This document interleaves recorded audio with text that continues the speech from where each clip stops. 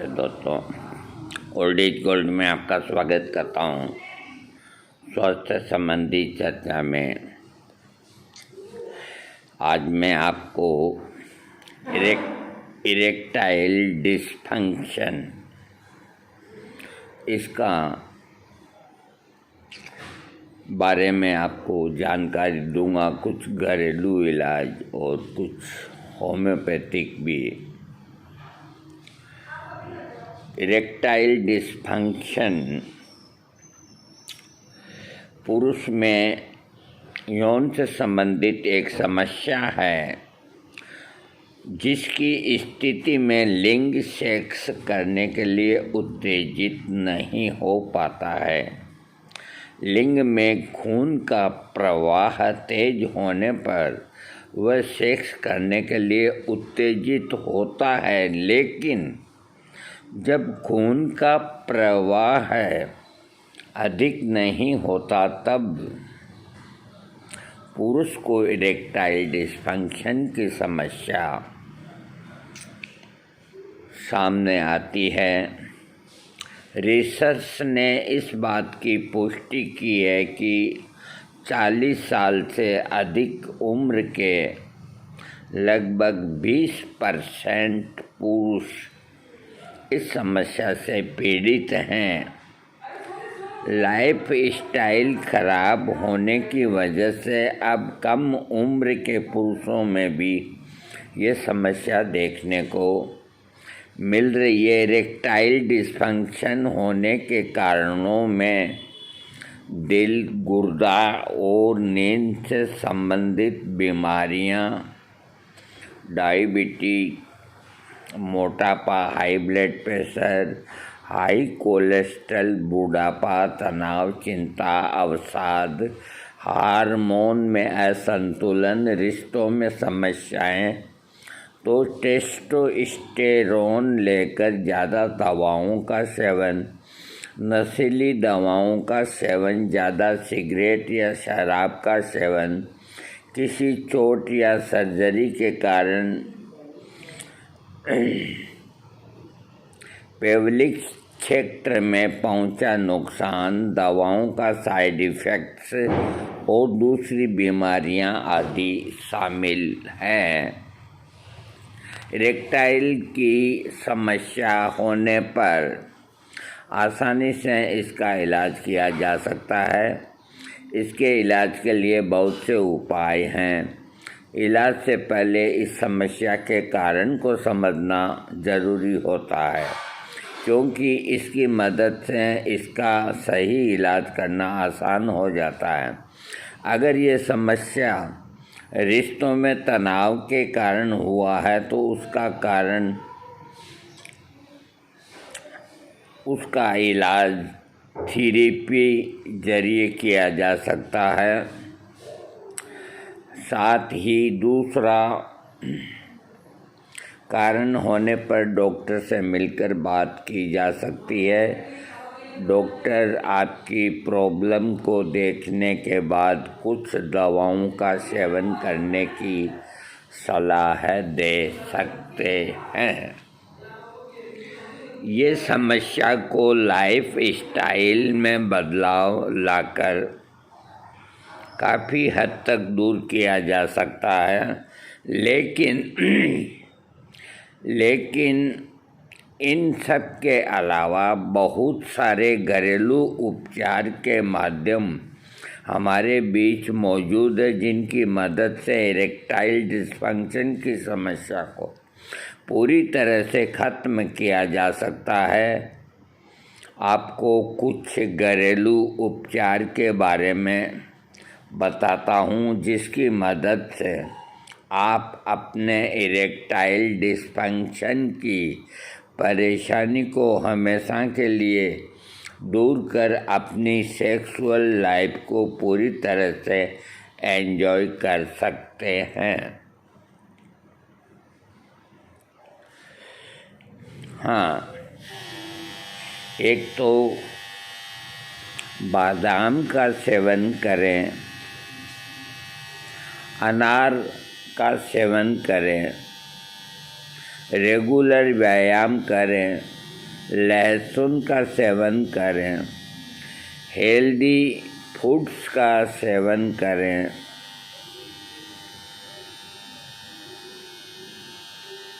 बादाम का seven, vitamin E प्रचुर मात्रा में इसमें पाई जाती है, जिसका इस्तेमाल शरीर के ब्लड को स्वस्थ बनाने के साथ उसका सर्कुलेशन भी बेहतर करता है, इरेक्टाइल डिस्फंक्शन को दूर करने तथा सेक्सुअल लाइफ को आनंद से भरने के लिए बादाम का इस्तेमाल सालों से किया जा रहा है।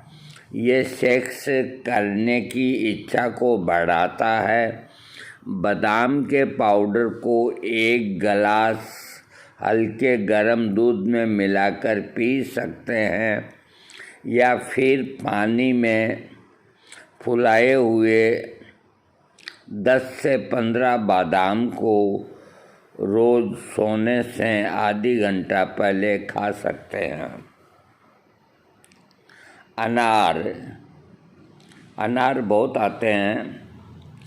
अनार का सेवन करने से इरेक्टाइल डिस्फंक्शन की समस्या दूर हो सकती है। इसमें एंटीऑक्सीडेंट प्रचुर मात्रा में पाया जाता है, जो इरेक्टाइल डिस्फंक्शन की प्रति आपकी रक्षा करता है। अनार का सेवन ब्लड सर्कुलेशन को बेहतर बनाता है और तनाव को कम करने में मदद करता है।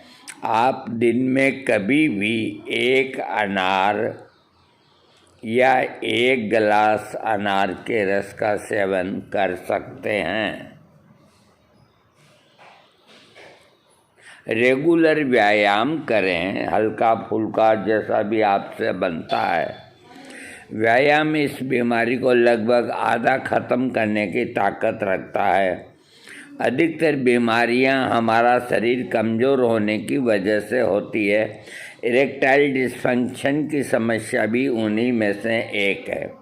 रेगुलर व्यायाम करके इस बीमारी को आसानी से दूर किया जा सकता है। रोज़ कम से कम आधा घंटे तक हल्का फुल्का व्यायाम करने की कोशिश करें। ऐसा करने से आपका शरीर फिट रहेगा, मोटापा दूर रहेगा और आप अपने सेक्सुअल लाइफ को पूरी तरह से एंजॉय भी कर पाएंगे। लहसुन का सेवन करें। लहसुन की मदद से इरेक्टाइल डिस्फंक्शन की समस्या से छुटकारा पाने में मदद मिलती है। लहसुन में एलिसिन नाम का तत्व होता है, जो ब्लड सर्कुलेशन को बेहतर बनाने का काम करता है। रोज़ाना 3 से 4 लहसुन की कलियों को चबाकर खाएं। इसके अलावा आप चाहें तो लहसुन की कलियों को थोड़ा मक्खन के साथ हल्का गरम करने के बाद इनका सेवन कर सकते हैं। लगातार कुछ दिनों तक ऐसा करने से आपकी समस्या दूर हो सकती है। हेल्दी फूड्स का सेवन करें। रिसर्च का मानना है कि प्राकृतिक सब्जी, फल, अनाज, मछली जैसे पोषक तत्वों से भरपूर आहार और कुछ मात्रा में रेड मीट, रिफाइंड ग्रेन्स के सेवन से इरेक्टाइल डिस्फंक्शन को कम किया जा सकता है। इरेक्टाइल डिस्फंक्शन की समस्या विटामिन डी, विटामिन B12 की ज़रूरत से ज़्यादा कमी होने से होती है। रोज़ाना मल्टीविटामिन और फोर्टिफाइड फूड का सेवन करने से ये बीमारी ठीक हो सकती है।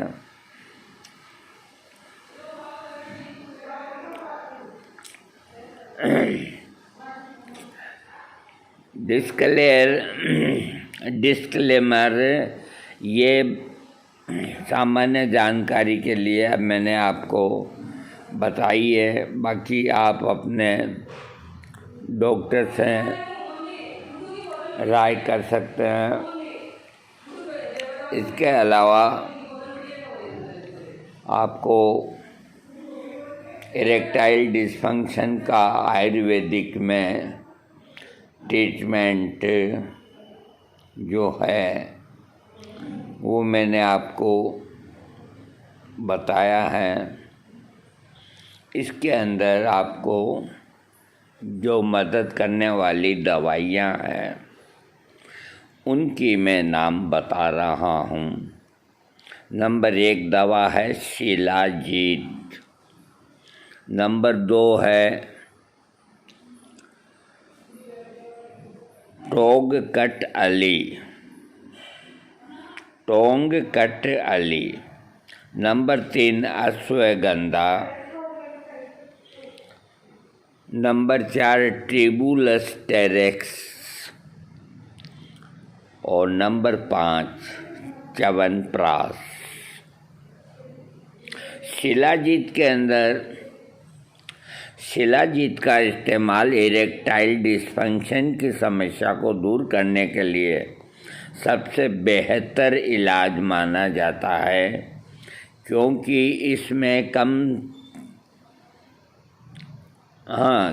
इसमें काम की उत्तेजना को बढ़ाने वाले गुण पाए जाते हैं।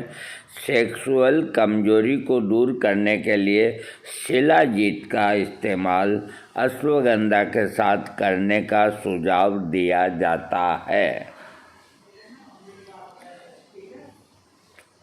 टोंगकट अली को एशिया का वियाग्रा के रूप में भी जाना जाता है, जिसका इस्तेमाल पुरुषों द्वारा काफ़ी लंबे समय से किया जा रहा है।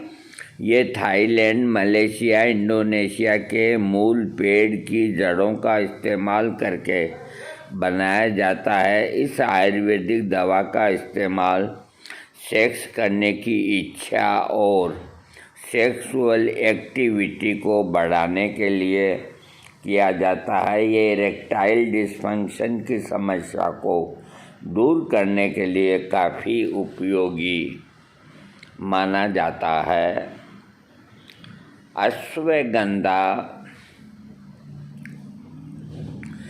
इरेक्टाइल डिसफंक्शन, ये तंत्रिका, रेस्पिरेटरी और रिप्रोडक्टिव सिस्टम को ठीक करता है। इस आयुर्वेदिक दवा के अंदर सेक्स की उत्तेजना बढ़ाना, शरीर के टिश्यूज को श्रिंक करने, शरीर को ऊर्जा और आराम देकर नींद सुलाने वाले गुण पाए जाते हैं। अश्वगंधा स्पर्म के उत्पादन को बढ़ाता है और यौन कमजोरी जैसी कि बांझपन, एनीमिया और शरीर में टिश्यूज की कमी को पूरा करने के काम भी अश्वगंधा करता है। अगली दवा है ट्रिबुलस टेरेक्सिस। इस दवा का इस्तेमाल लंबे समय तक भारत में किया जाता है।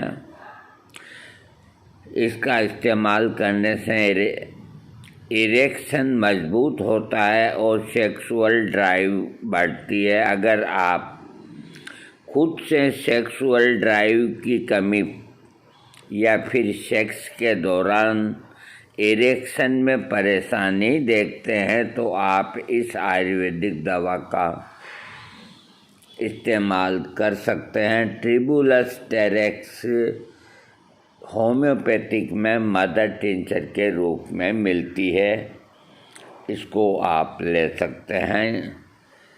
और च्यवनप्राश, देखो जितना च्यवनप्राश बाजार में बिकता है ना, वो एक तरह का हलवा है, च्यवनप्राश नहीं है। इरेक्टाइल डिस्फंक्शन की समस्या होने के कारण एक कारण कमजोरी भी है।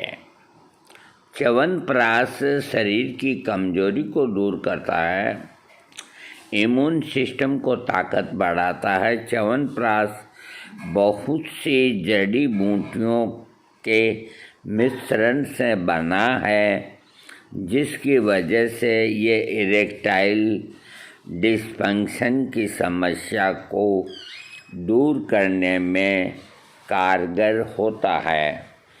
च्यवनप्राश मैंने खुद ने बनाया था, अब मुझसे नहीं बनाया जा सकता क्योंकि इसमें बहुत मेहनत होती है। मैं जब बनाया था तो मैं अजमेर से उस वक़्त 20 साल की बात हो गई, 52 दवाइयाँ खरीद के लाया था जो चौपड़ के ऊपर पंसारी हैं। उनसे पूरी 52 की 52, 51 या 52 दवाइयाँ खरीद के लाया, जड़ी बूटियाँ, और आंवले फार्म हाउस में थे ग्राफ्टेड, इतने बड़े बड़े आंवले, उनकी पिष्टी बना के यूँ मान के चलो कि एक बिहुआव घर के अंदर होता है। उसमें इतना काम नहीं होता जितना 150 किलो च्यवनप्राश बनाने में होता है। कई लोग काम में लगे रहते हैं और इसमें जो सबसे टिपिकल जो काम हैं, अब तो बहुत मॉडर्नाइजेशन ये हो गया, ना मालूम कैसे कैसे क्या करते हैं, लेकिन च्यवनप्राश के जितने यहाँ आते हैं तो सबका रंग काला क्यों होता है? नंबर 1 बात, इतना काला नहीं होना चाहिए। इतना काला जब भी होगा कि आंवले की पिष्टी कम बनेगी, आंवले का पाउडर ज़्यादा डलता है। तो ये जो 12 महीना च्यवनप्राश बनाते हैं तो ये सूखे हुए आंवलों के पाउडर से बनाते हैं, जिसका रंग अलकतरा यानी कि जो डंबर होता है ऐसा होता है, काले रंग का। और जो ताज़ा आंवले लेकर के उसकी पिष्टी निकाल करके जो च्यवनप्राश तैयार करते हैं उसका रंग बादाम के हलवे की तरह होता है, जैसा देखने को मिलता नहीं है, क्योंकि इतनी मेहनत कोई आजकल करते नहीं है। इरेक्टाइल डिस्फंक्शन पुरुष में यौन से संबंधित एक समस्या, लिंग सेक्स करने के लिए उत्तेजित नहीं हो पाता है। लिंग में खून के प्रवाह तेज होने पर सेक्स करने के लिए उत्तेजित होता है, लेकिन जब खून का प्रवाह अधिक नहीं होगा तो इरेक्टाइल डिस्फंक्शन की समस्या सामने आती है।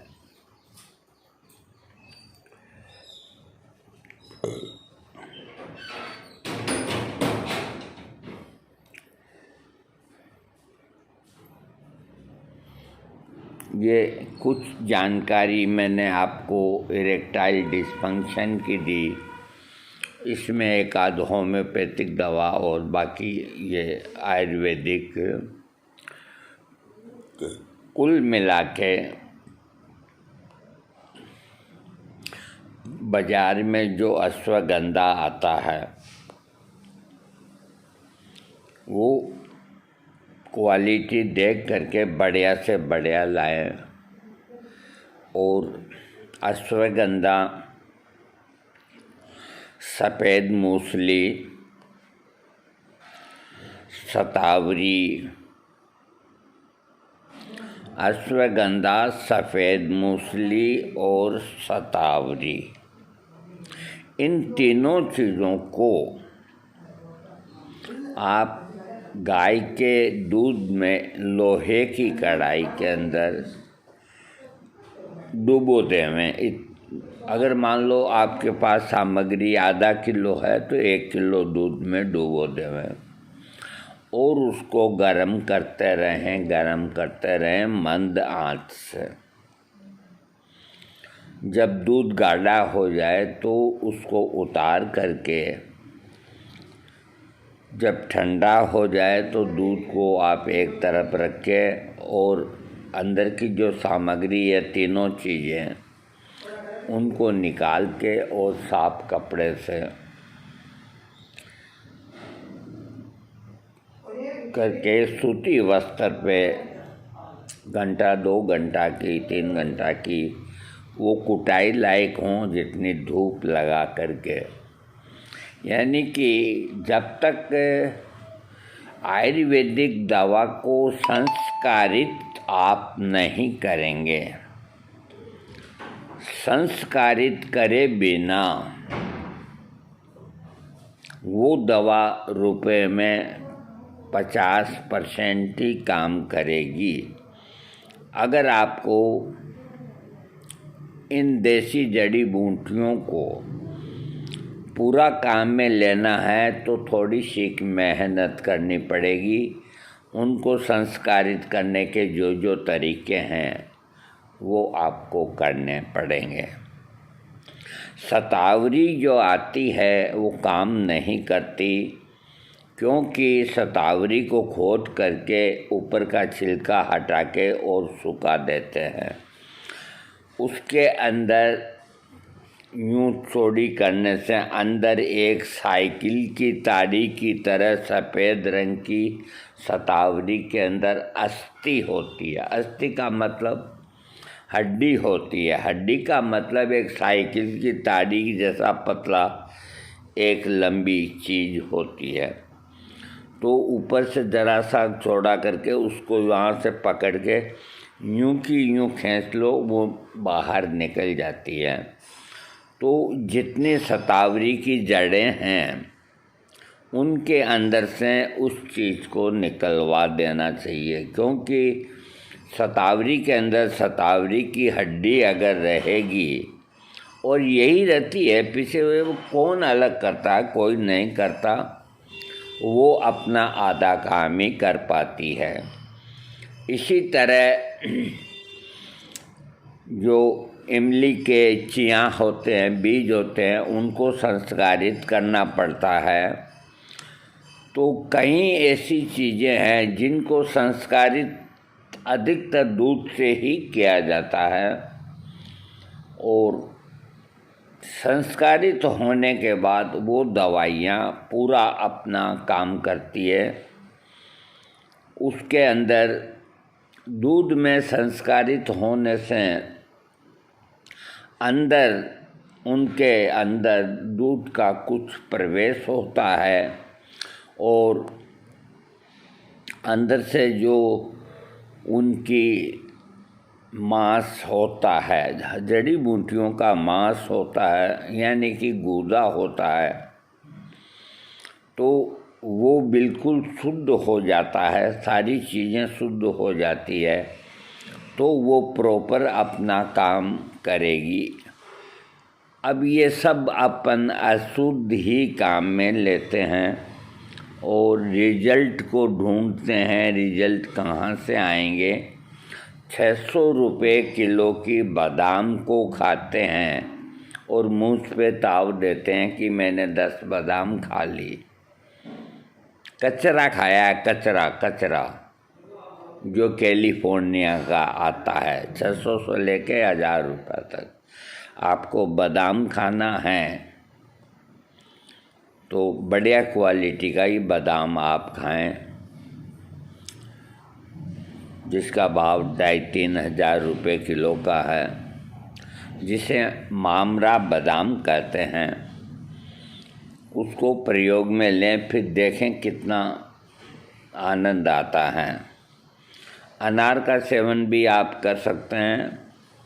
इसके अलावा, अनार के अलावा और भी बहुत सी चीज़ें हैं जिनको आप सेवन करके अपना जो इरेक्टाइल डिसफंक्शन की जो प्रॉब्लम है उसे ठीक कर सकते हैं।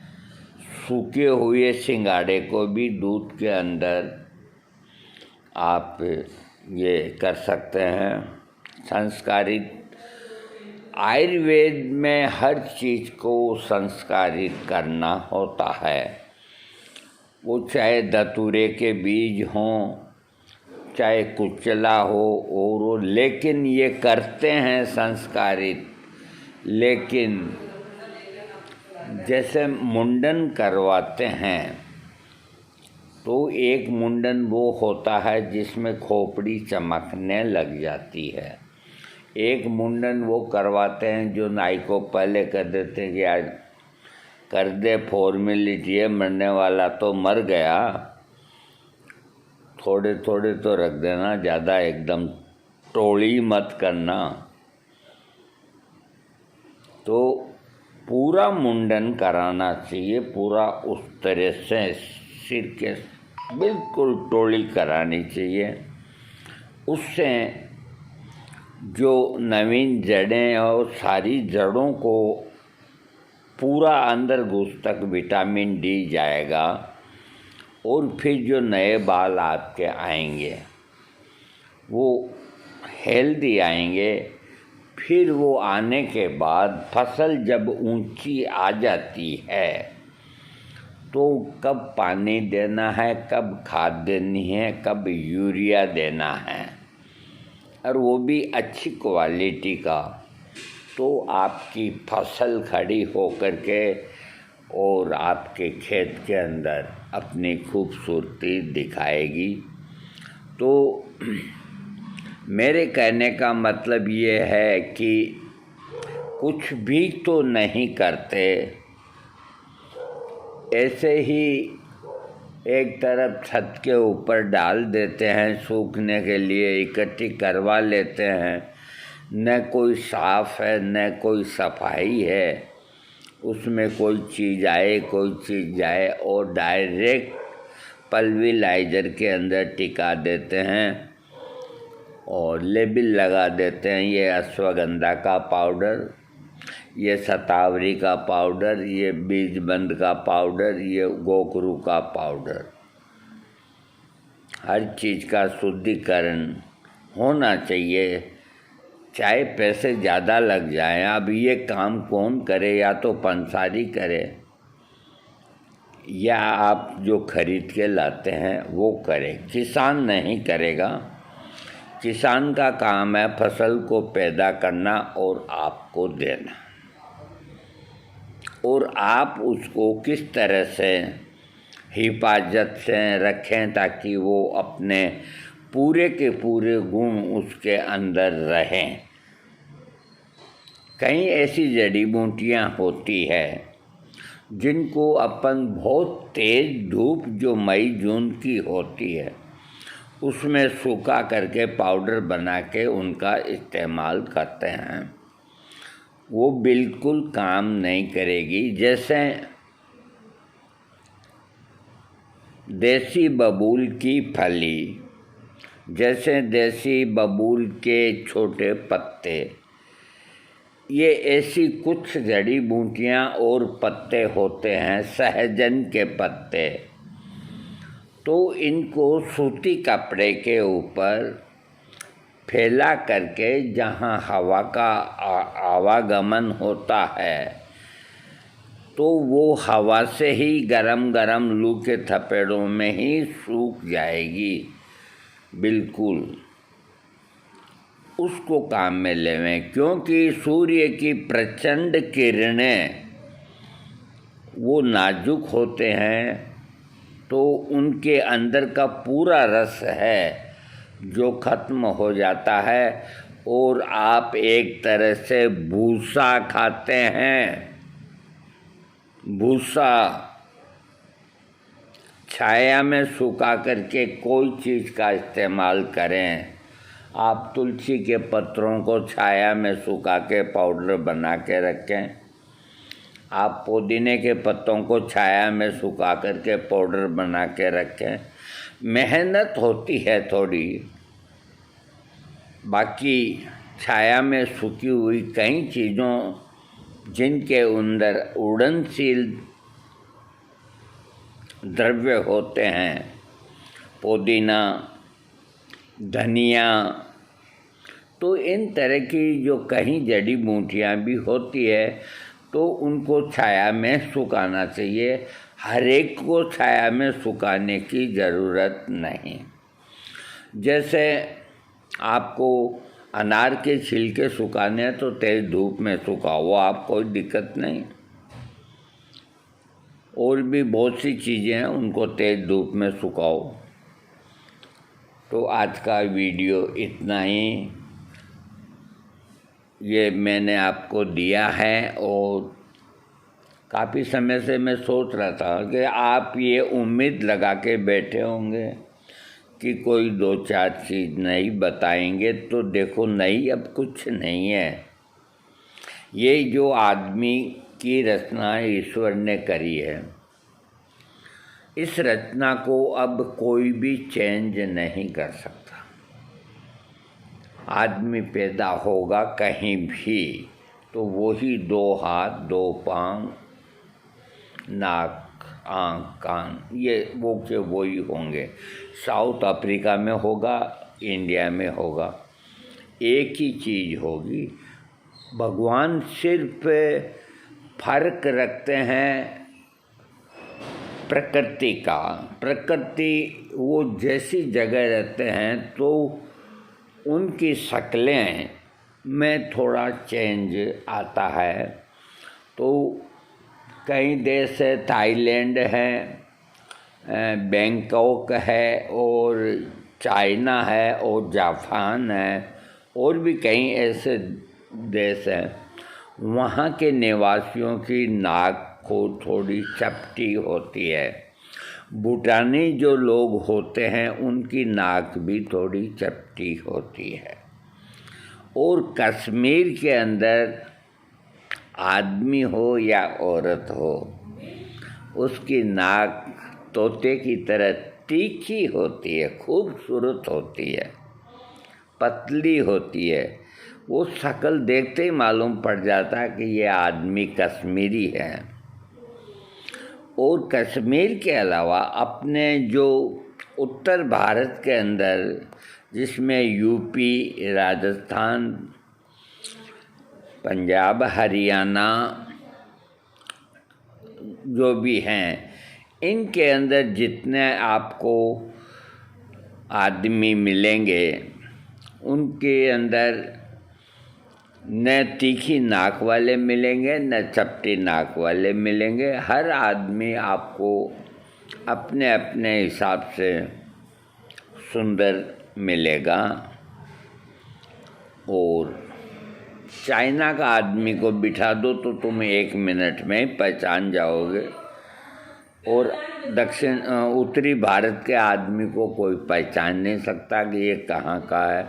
कश्मीरी आदमी को, औरत को तुम पहचान जाओगे। और जैसी कश्मीर के अंदर औरतों की नाक तीखी होती है, आदमियों की नाक तीखी होती है, ठीक उसी तरह हिमाचल प्रदेश के अंदर भी खूबसूरती होती है। तो ये सब क्लाइमेट के हिसाब से होते हैं। लेकिन शरीर के अंदर अंग भगवान ने जो जितने बनाए हैं वो ही रहेंगे। इसी तरह ये च्यवनप्राश कम से कम हजारों फार्मेसियाँ बनाती है, तो अब इसका नाम तो च्यवनप्राश ही रहेगा, चाहे वो कैसा भी बना के देती है। अश्वगंधा तो अश्वगंधा ही रहेगा, बार बार अश्वगंधा को कहाँ से नवीनकरण कराएंगे, वही मूसली रहेगी।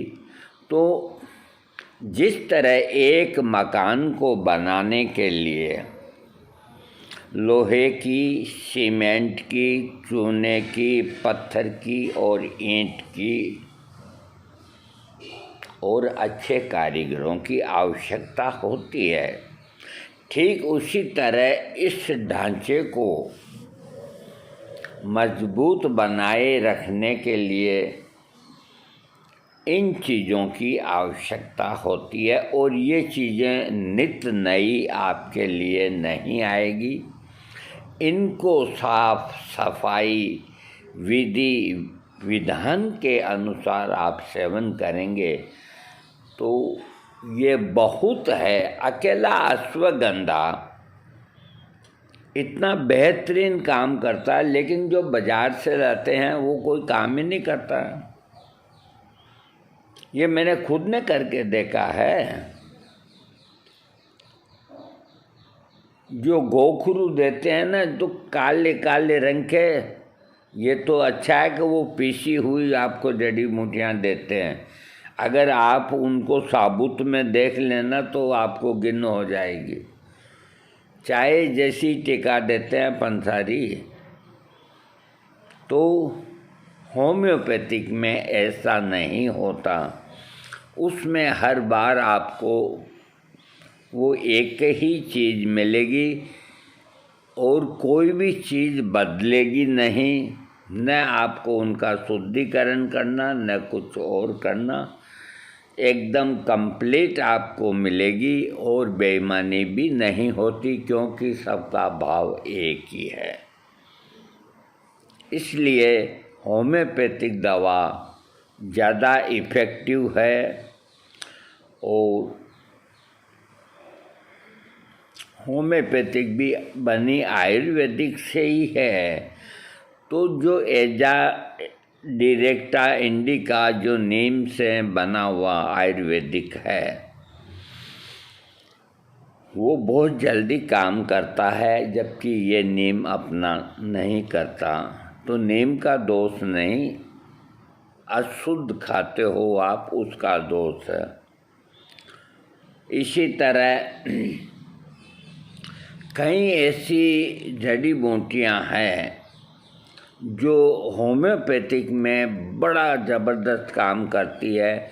जैसे ईगल मार्मलेस मदर टिंचर आता है, बेल के गूदे से बन के।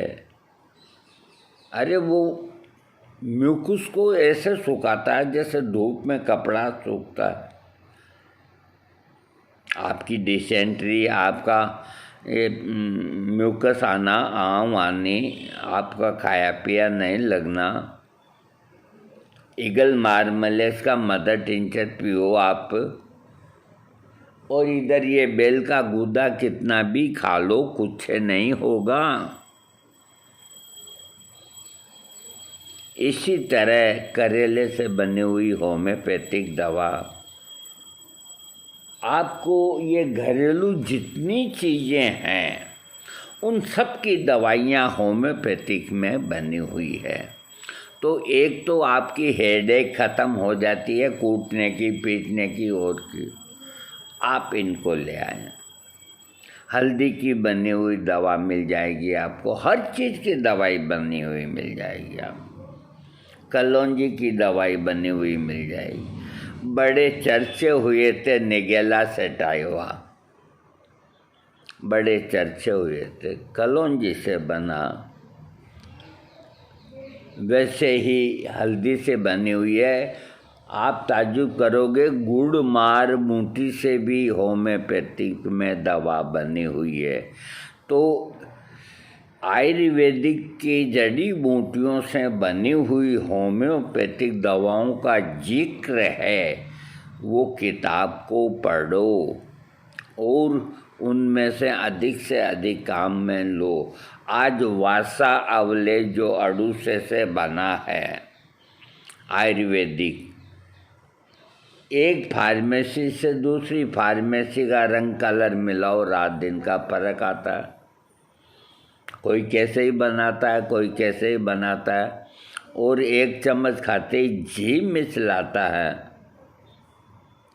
उसी वासा से, जिसको अड़ूसा कहते हैं, जस्टिसिया बना हुआ है, जो आज बड़ी श्रद्धा के साथ में होम्योपैथिक में सूखी खांसी की एक मुख्य दवा है। Justicia 30 potence.